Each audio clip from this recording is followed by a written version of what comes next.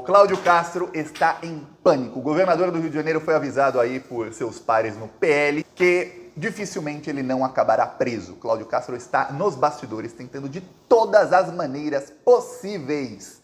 Ele está tentando ali interferir para que as investigações contra ele e contra o irmão dele sejam paralisadas. O Cláudio Castro tem uma sorte nesse caso, que é o seguinte: o relator é o André Mendonça. Porém, até agora, o André Mendonça, todas as decisões que ele deu foram contra o Cláudio Castro.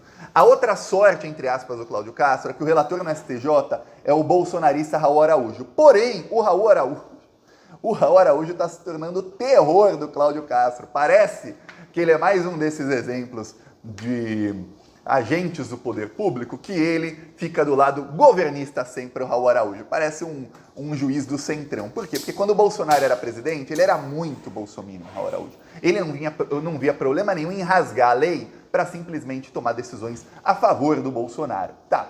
E aí, o que acontece? Agora que o Bolsonaro não é mais presidente, o Raul Araújo até tomou uma, duas decisões ali meio a favor do Bolsonaro, depois não mais. Simplesmente abandonou o bolsonarismo. E no caso do Cláudio Castro, a coisa é muito delicada. Por quê? Porque é o Cláudio Castro quem faz uma barreira entre a Justiça do Rio de Janeiro e a família Bolsonaro. Por quê? Porque a família Bolsonaro, imagina uma barreira aqui, a família Bolsonaro aqui cometeu inúmeros crimes. Você tem crimes de rachadinha do Carlos Bolsonaro, crimes de rachadinha do Flávio Bolsonaro, você tem crimes de rachadinha do Jair Bolsonaro, então deputado, que até agora não foram investigados.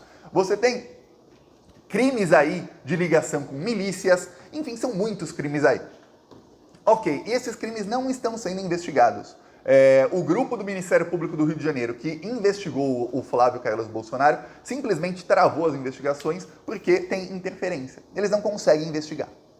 Tem interferência no Judiciário do Rio de Janeiro e tem interferência no Ministério Público do Rio de Janeiro. Essa interferência é causada diretamente pelo governador Cláudio Castro. Essa interferência era causada antes pelo ex-governador Wilson Witzel. Essa interferência só parou em determinado momento do governo Witzel, em que ele estava brigado com o Bolsonaro, porque o Witzel, como todo político inexperiente, e essa é mais uma sorte que nós temos, os políticos bolsonaristas não apenas são inexperientes, eles são burros. O Witzel, ele queimou a largada e falou que ele seria presidente em 2022. Ele falou isso em 2019. Primeiro mandato dele, achou que em 3 anos ele ia ser presidente. Pois bem, aí o Bolsonaro começou a brigar com ele e aí ele começou a acelerar investigações contra o Bolsonaro. Ou seja, você vê claramente que dá para o governador interferir na investigação.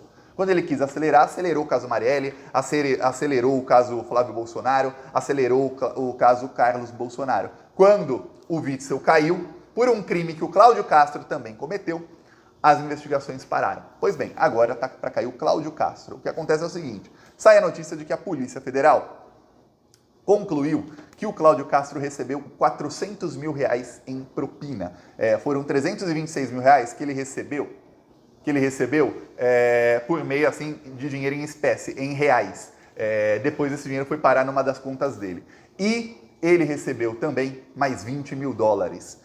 Tem um problema aí para o Cláudio Castro, que é o seguinte: o Cláudio Castro sacou boa parte desse dinheiro e ele chegou a sacar dinheiro de propina na Disney, nos Estados Unidos. Ele foi à Disney, esse pessoal, eles roubam dinheiro público e aí vão tirar férias, né? Com dinheiro roubado. E aí, na Disney, ele sacou o dinheiro num caixa eletrônico na Disney, em Orlando, nos Estados Unidos, e aí ele comete um crime internacional.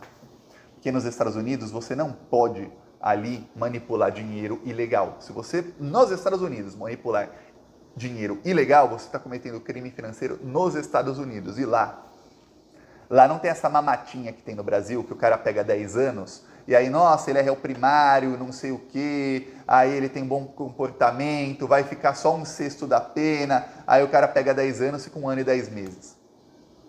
Lá não. Pegou 10 é 10. Não é 9,5, não é 8,5, não é 9 anos e 11 meses. 10 é 10.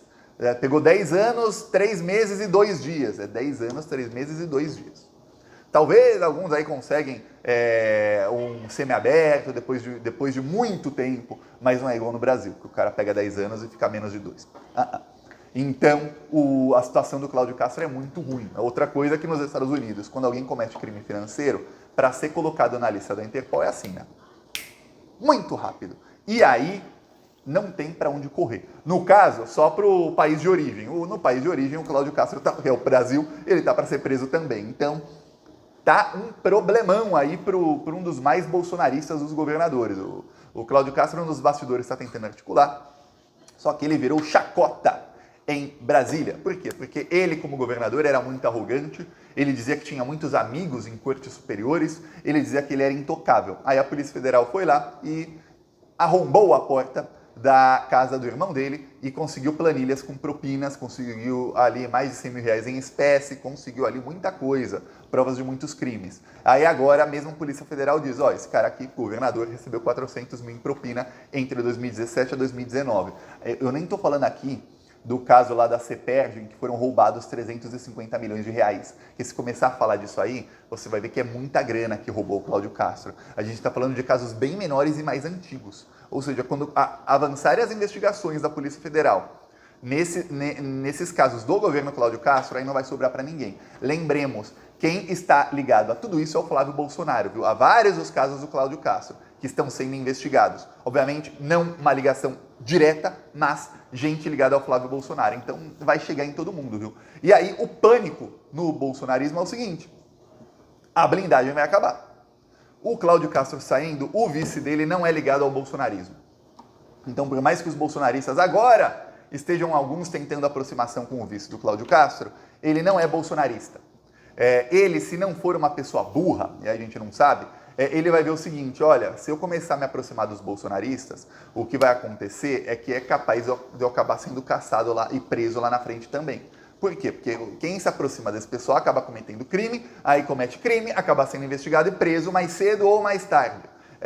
Se eu me aproximar mais do governo, talvez eu faça um bom mandato e consiga concorrer à reeleição lá na frente. É isso que pensa quem vai assumir aí no lugar do governador, que nem foi afastado e nem preso ainda, mas já se fala no vice dele, porque a situação está muito feia.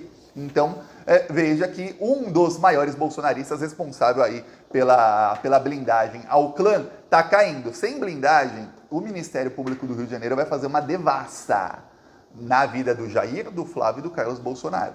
Já foi feita. Só que as provas acabaram anuladas e o Ministério Público, sabendo da interferência, eles barraram a investigação, travaram a investigação, né? Vão destravar. E aí, o caso do Flávio tá fácil, viu? O Ministério Público já tem ali uma saída para, abre aspas, esquentar as provas que o STJ, um ministro bolsonarista do STJ, acabou anulando. Então tá muito fácil. Esquentando, entre aspas, essas provas, o caso volta a estaca onde estava quando o Queiroz foi preso. Então aí a situação do Flávio fica desesperadora, porque a gente estava a ponto do Flávio ser preso. O que aconteceu, Thiago? Aconteceu que toda a investigação começou a avançar quando foram pedidas 98 quebras de sigilo fiscal e bancário. Do Flávio, do Queiroz, da esposa do Flávio e de mais 95 aí entre pessoas e empresas. Tá, o que acontece é que o STJ, depois de toda a investigação provar os crimes, o STJ anulou essas quebras de sigilo.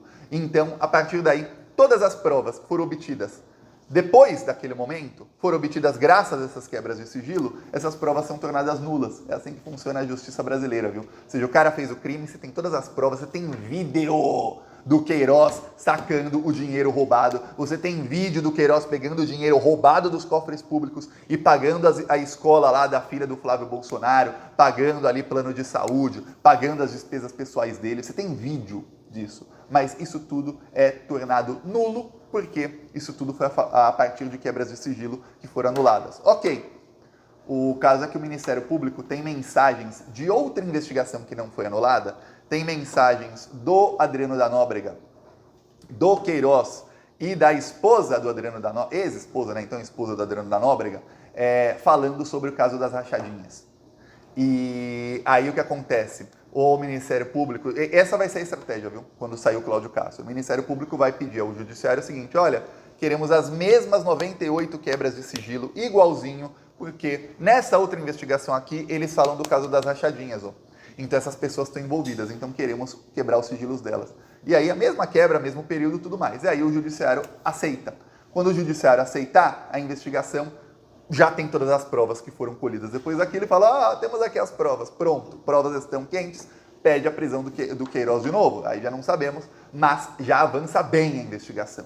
Então a situação do Flávio vai ficar cada vez mais difícil. A investigação contra o Carlos também. A investigação parou a partir do momento que o Cláudio Castro começou a interferir, ele mudou o procurador-geral do Rio de Janeiro, e ali o grupo de combate à corrupção que estava investigando o Carlos foi completamente dissolvido, ou seja, não sobrou ninguém no grupo. O Cláudio Castro fez o mesmo com o grupo que investigava a Marielle, viu? Ele também atrasou muito a investigação do caso Marielle. Quando a gente vê um editorial do Estadão aí falando do caso Marielle na semana passada, desesperado o Estadão, dizendo que o Lula está politizando o caso. É um caso político, ela era política. Então já começou sendo um caso político. Se ela não fosse política, não teria sido assassinada. Então, você vê aí o desespero das pessoas que estão chegando lá nos assassinos da Marielle.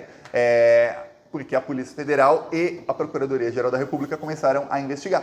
E aí, saindo da alçada do Cláudio Castro, começou a avançar a coisa. Então, agora você imagina o caso do Carlos Bolsonaro, em que foi provado ali que assessores nem sequer sabiam que participavam do esquema de rachadinha. Eles pegavam os dados de parentes da ex-esposa do Bolsonaro, da Ana Cristina Bolsonaro, mãe do Jair Renan, e cadastravam esses parentes como funcionários do Carlos Bolsonaro. E aí ele não era rachadinha não, era inteirinha. Eles ficavam com todo o salário da pessoa, porque a pessoa nem sequer estava sabendo que estava participando do esquema. Olha só que coisa.